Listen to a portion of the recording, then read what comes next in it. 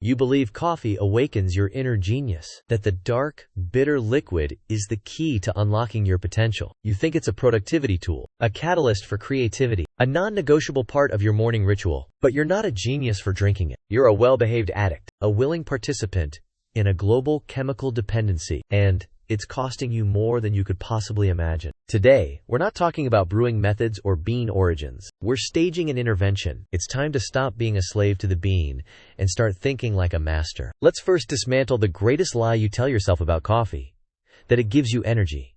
It does not. This is a fundamental misunderstanding of brain chemistry, a comforting fiction you use to justify your habit. Caffeine is not a source of power. It is a chemical impersonator, a trickster that hijacks your neural pathways. Throughout the day, your brain produces a neurotransmitter called adenosine. Think of it as a progress bar for fatigue. As adenosine builds up and binds to its receptors, you get sleepier. It's your body's natural, gentle signal to rest and recharge. Caffeine's molecular structure is remarkably similar to adenosine's. So when you drink coffee, the caffeine molecules race to your brain and block the adenosine receptors. They don't give you energy. They simply put a gag order on your body's fatigue signals. You're not more awake. You are just temporarily deaf to your own exhaustion. It's like putting tape over your car's check engine light and pretending the problem is solved. This creates an energy debt. All that adenosine you blocked is still there, waiting. And when the caffeine wears off, it comes rushing back, hitting you with a caffeine crash that's often worse than your original tiredness. You've simply postponed the inevitable and accrued interest on your exhaustion. To fight this, what do? You drink more coffee, digging the hole deeper. Now let's talk about the ritual. The sound of the grinder, the smell of the brew, the warmth of the mug. You've convinced yourself this ceremony is essential. This is a psychological anchor, a Pavlovian bell you ring to tell your brain, it is now time to be productive. But the power isn't in the coffee. It's in the consistency of the ritual itself. You could replace the coffee with herbal tea, a glass of cold water with lemon, or 5 minutes of stretching. If you perform this new action with the same intention and consistency, you will train your brain to respond in the same way. The coffee isn't the magic. Your discipline is. You've just outsourced your discipline to a $5 latte. Let's move to the part my accountant side loves and your denial side fears: the numbers. You say, it's just a few dollars a day. This is the most dangerous phrase in personal finance. It's the justification for 1,000 tiny leaks that will sink your financial ship. Let's be brutally specific. The average price of a barista-made coffee is, let's be conservative, $5. $5 a day, 5 days a week. That's $25 a week. That's $100 a month. That's $200 a year. And that's being generous, assuming you don't indulge on weekends or add a pastry. For many, this number is closer to $2,000 per year. It's a car payment. It's a vacation. It's a significant investment, pissed away one cup at a time. But the true cost is far greater due to the loss of potential growth. This is the concept of opportunity cost. That $200 isn't just $200. It's the seed for a forest you never planted. If you invested that $200 every year in a simple index fund with an average 8% annual return, the numbers become staggering. After 10 years, you wouldn't have $12,000. You'd have over $18,000. After 20 years, it's not $24,000. It's nearly $59,000. After 30 years, that seemingly insignificant coffee habit has cost you over $147,000. Think about that. $147,000. For what? For the privilege of borrowing energy from tomorrow. So is the answer to quit coffee entirely? No. That's a binary, simplistic approach, and we are not simpletons. The goal is not abstention, it is intention. We must move coffee from the category of habitual crutch to strategic tool.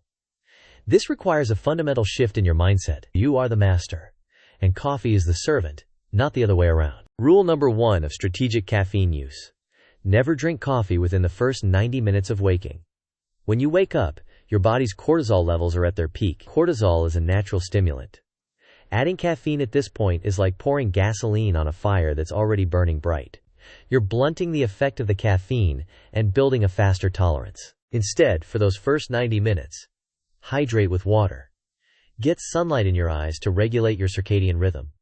Move your body. By the time your natural cortisol dip begins mid-morning, that's your strategic window. That is when a cup of coffee will have the most potent and beneficial effect, lifting you up when you actually need it. Rule number 2. Use coffee for a specific purpose. Do not drink coffee to perform mundane tasks like answering emails or scrolling social media. That's like using a surgeon's scalpel to spread butter on toast, a waste of a precision instrument. Reserve your caffeine intake for your most cognitively demanding work. Are you writing a report? Preparing a presentation? Engaging in a deep strategic thinking session? That is the time for coffee. You are consciously telling your brain, this task is important, and I am allocating a specific chemical advantage to accomplish it. It becomes a performance-enhancing tool, not a baseline requirement to feel human. Rule number 3. Understand dosage and timing. A standard cup of coffee contains around 95 milligrams of caffeine. The cognitive benefits often peak around 100 to 200 milligrams. More is not better. It just leads to jitters, anxiety, and disrupted sleep. And never consume caffeine within 8 to 10 hours of your bedtime.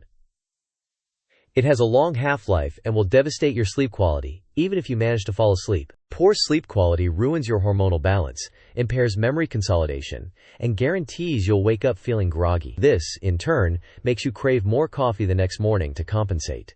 You see the vicious cycle?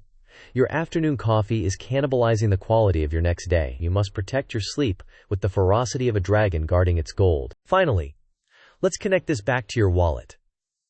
The strategic approach almost always leads to a financial benefit. By drinking coffee intentionally, you will inevitably drink less.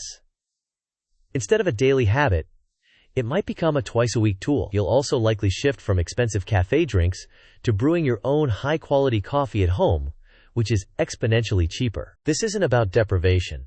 It's about optimization. You can take the money you save, that $100-$200 a year or more, and put it to work. You start that investment account. You pay down debt. You are converting a mindless, expensive habit into a mindful, wealth-building machine. You are trading short-term, artificial alertness for long-term, genuine freedom. So what happens when you implement this? In the beginning, it's hard. You'll have headaches. You'll feel sluggish. This is your body repaying the energy debt you've accumulated. You must push through this withdrawal period. This is the toll you pay for your past dependency. Treat it as a necessary cleanse. But then, something remarkable happens. After a week or two, your natural energy levels begin to stabilize. You start sleeping more deeply. You wake up feeling genuinely refreshed, not desperately in need of a chemical kickstart. You discover your body's own baseline, which is far more stable and reliable than the roller coaster of caffeine highs and crashes. And when you do have that cup of coffee, strategically, intentionally, the effect is profound. It feels like a superpower because your system isn't desensitized anymore. The focus is sharper. The clarity is brighter. You've restored its power by using it judiciously. That is how you awaken your inner genius. Not through mindless repetition, but through deliberate, masterful control. The choice, as always, is yours.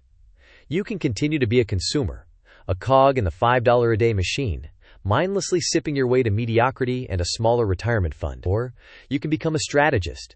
You can take control of your chemistry, your rituals, and your finances.